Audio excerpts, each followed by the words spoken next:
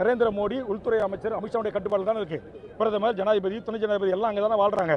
அங்கே எப்படி இந்த நேரத்தில் அப்படி ஒரு கார் குண்டு வெடிக்கும்? அப்போ அந்த அளவுக்கு பாதுகாப்பு இன்மையாக இந்திய அரசு இந்தியாவை பாதுகாக்கதா? எந்த நேரத்தில் வேண்டுமானால் தாஜ் ஹோட்டலில் வெடிக்கலாம், பாராளுமன்றத்தில் வெடிக்கலாம். ஏன் இதுக்கு முன்னாடி காங்கிரஸ் ஆட்சியில், மதச்சார்பற்ற ஆட்சிகளில், நேரு ஆட்சி காலத்தில் ஏன் இதுமாரி குண்டு வெடிக்கல?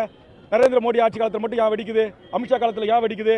அப்போ பாதுகாப்பாக அரணாக இருந்து அந்த எல்லைகளை பாதுகாப்பை பலப்படுத்த வேண்டிய அமித்ஷா, பாதுகாப்புத்துறை அமைச்சர் ராஜ்நாத் சிங் போன்றவர்கள் எஸ்ஐஆர்ல எப்படி இந்த நாட்டின் பூர்வீக மக்களை வெளியேற்றி தனக்கு ஆதரவாளர்களை வாக்குரிமை உள்ளவர்களாக மாற்றி இந்தியாவில் பல மாநிலங்களை ஆட்சி அதிகாரத்தை கைப்பற்றலாம் என்பதில் தான் அவங்க கவனம் இருக்கு. அதுக்கு தான் அமித்ஷா பலமுறை இங்கே வந்து பயணம் இருக்கிறார்கள்.